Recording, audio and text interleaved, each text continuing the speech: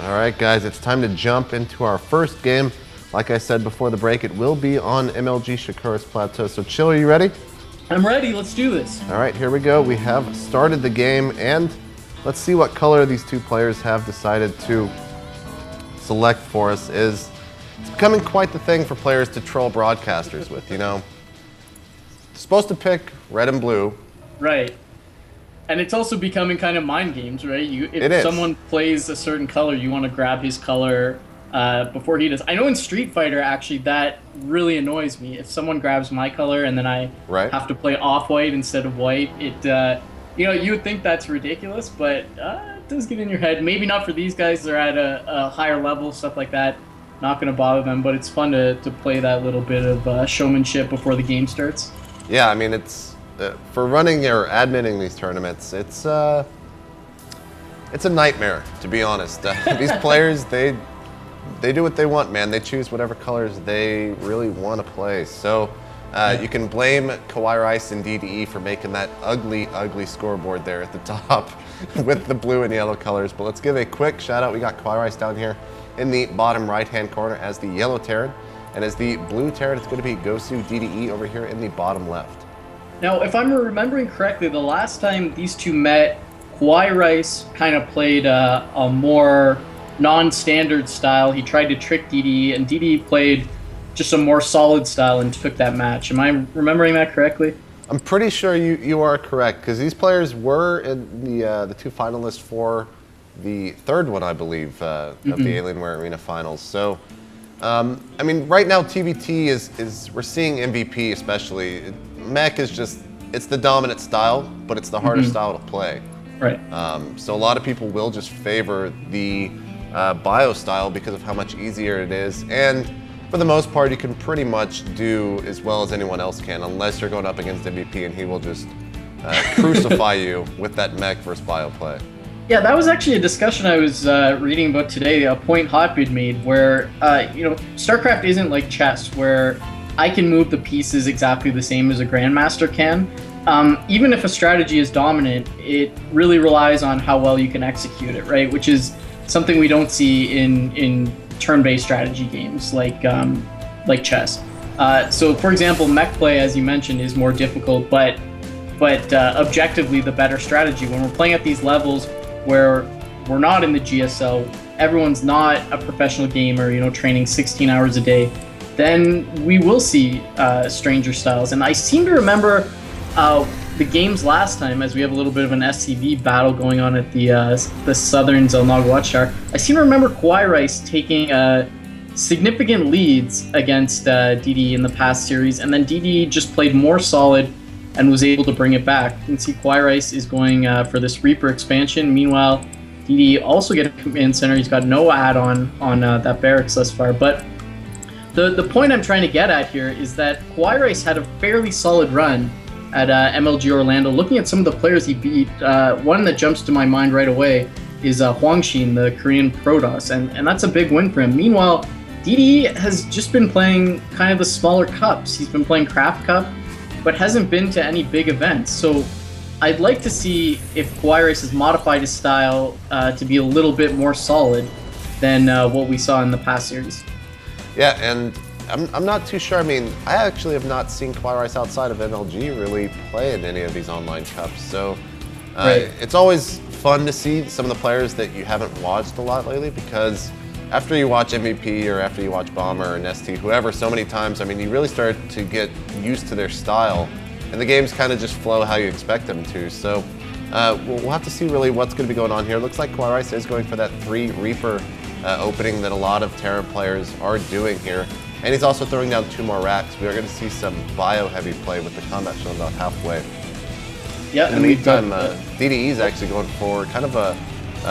what he'll do is he's going for the expansion. He's going to get a Banshee out, probably without Cloak, and then he'll tech down and possibly go for some more mech-oriented play, or he could also go for some bio play. But he might be in trouble right away, as these 3 Reapers are going to jump up and assassinate these 2 Marines so quickly. 1 down, 2 down, pulls the Reaper away.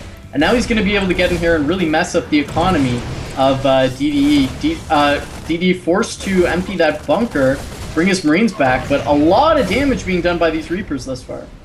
Yeah, and he is going now over to the natural. There are a lot of Marines on his trail, but he can take out probably the majority of these SCVs, down to 1 Reaper now. But if you go real quick to the units lost tab, he's killed a total of 10 SCVs, so that is a pretty good lead.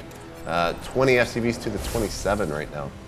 You know, and he also, he strolled right on past that starport. He saw the factory and he saw the barracks, so he's going to know exactly what's going on, what's going to be coming out for DD. DD is beginning that siege tank. He's got a medevac on the way, and he's rallied everything over by his cliff. So it's a little bit strange because he's not getting siege mode. So as soon as I saw this, I thought maybe a low ground siege, but the timing is just a little bit off here. He's now getting siege mode, but quite a bit delayed from what you would expect.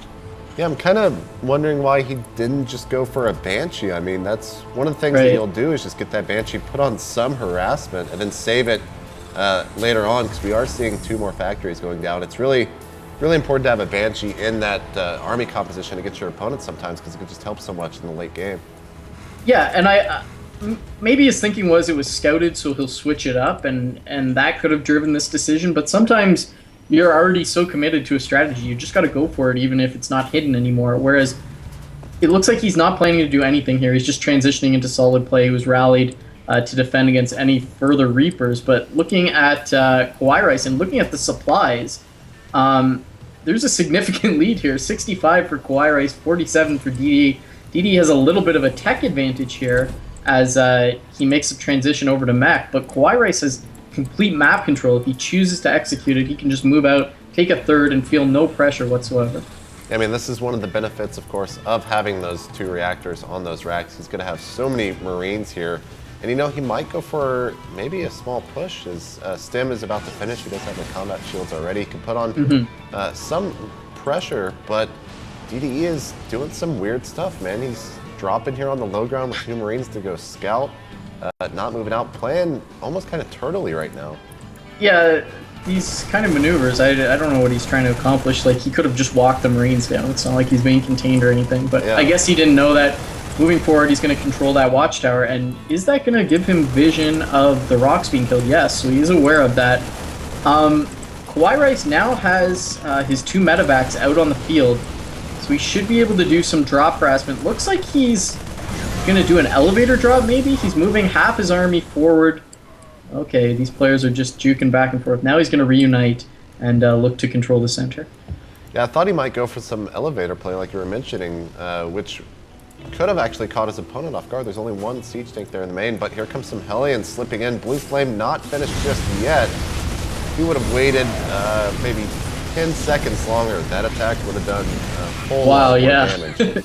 He would have roasted all those SCVs. He actually could have focused on down the Marines and then gone to work on the SCVs. But a big problem there. Blue Flame now has completed. I would have liked to see KawaiiRice push with half his army and drop with the other half. DDE was not really well equipped to deal with that kind of multi-pronged harassment. But now he's got his siege tanks sieged up on the high ground. He's got 1 sitting by his natural, and now he's got 1 sieged by his command center in the main base. So a really solid defense.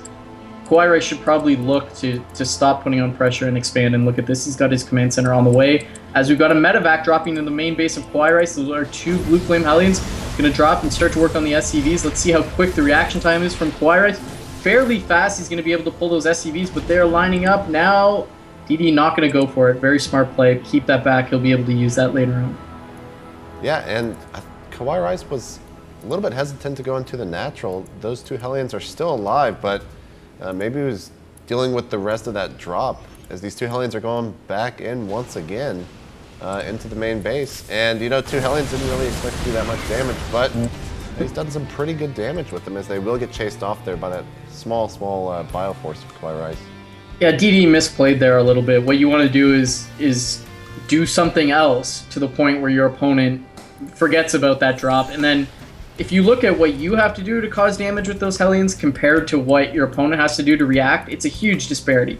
All you have to do is press D and click, and he's got to actually find the time to hear the command, go back to his main base, pull the SCVs. Again, now he's dropping the Hellion in full vision. Just not really DD play I'm used to seeing.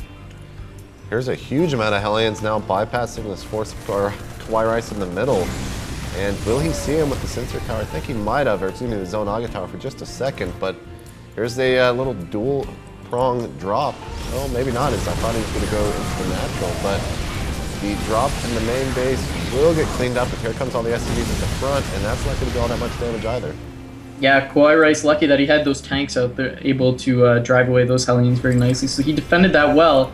DDE, he's got some good moves, but he's just not dealing enough damage here. Let's take a look at the income tab to see how much damage he's really inflicted. 64 SCVs for KawaiiRice, 57 for DDE. KawaiiRice does have that third orbital, but looks like he has no intention of moving it out, just using it for mules and SCV production rallied to his main at this point.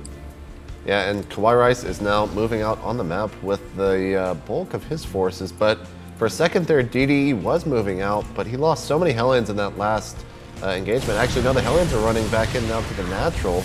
He's going to be denied entry once again, and he almost just threw those Hellions away. He could have retreated. I think he was focused on finding this timing to move out. Now he's moving forward, using the Vikings to spot and sieging up. KawaiiRice is going for it. This is not a good engagement for him. He's trying to stim and spread. He does have the benefit of those 1-1 upgrades, so he is going to be able to do quite a bit of damage, but took heavy losses there. Still has the supply lead as he's playing the more supply efficient, or I guess supply inefficient Marine tank style. DDE pushing too far. He's going to get absolutely tagged here, and all these tanks are going to go down. Big misstep by KawaiiRice, and then a bigger misstep by DDE. Yeah, and that's such a big misstep by DDE because those tanks are going to take so long to replace. And for KawaiiRice, he traded armies there, and when you're going bio, it's really effective to do something like that because of how quick you can get an army back. With only, well, DDE does have a lot of factories, but still, the tank build time is a very, very long time, 45 seconds, in-game seconds. So we'll have to see here. KawaiiRice does have a huge lead now, 135 to 104 supply, and I think it might remain that if he keeps trading these armies as he has been. Yeah, and here we go. KawaiiRice is going to be annoying. He's going to siege up behind the little cliff area here and poke forward with his Marines and Marauders to give vision. That's going to force DDE into a really uncomfortable defensive position. And look at this. KawaiiRice is going to capitalize by moving completely around. DDE has a great sense and great position to reposition his tanks and dealing a lot of damage here. That could have been a very easy situation for him to just sit comfortably at his third, and KawaiiRice could push all the way around to the natural. Very nicely done by him to avoid that situation. But look at the supplies. KawaiiRice pushing 150, DDE down at 115. KawaiiRice is a fully saturated third base. DDE looks less than saturated as third, and KawaiiRice has complete and utter map control, which can't be understated. Yeah, DDE's not going to be able to really move anywhere, but he has been kind of passive thus far, so he might be okay with that. He's going to set up these siege tanks around his perimeters. He's got Thor coming out. Might wait for a big army to really decide to push out, but KawaiiRice has these siege tanks right outside of the base, and he's losing a lot of units for really no reason. Or DDE's losing a lot of units for no reason here as he's transitioning over to the third, but now KawaiiRice is going to start the siege here onto the natural with a couple of tanks.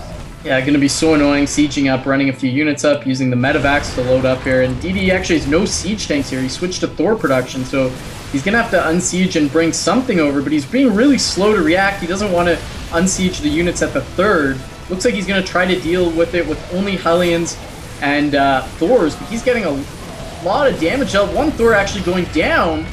Completely unnecessary loss.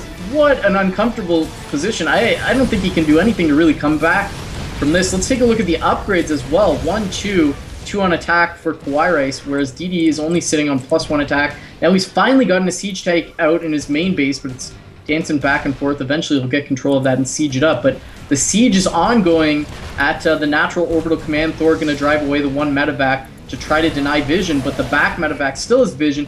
Here comes DDE trying to push forward with the Hellions to take damage and use the Thor to break forward. He's bringing all his SCVs to try to deal with this, and there's still a line of tanks in the back which are going to rain down on those SCVs. Oh my god, big misstep by DDE, and he realizes it trying to pull back, but he has lost so GG. Much.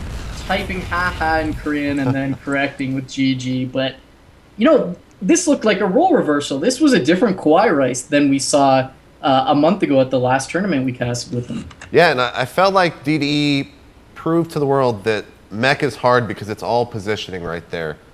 He slipped up a couple times with some of his rally points, as well as his drop's not really being all that effective.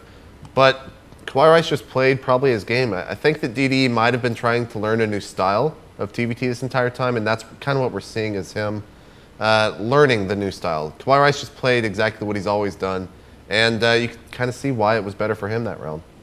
Yeah, and the other disparity between mech play and infantry play is if you trade, as you mentioned, trading is very good for infantry. It takes so much longer for the mech player to build up that base of tanks to the point where he can get aggressive again.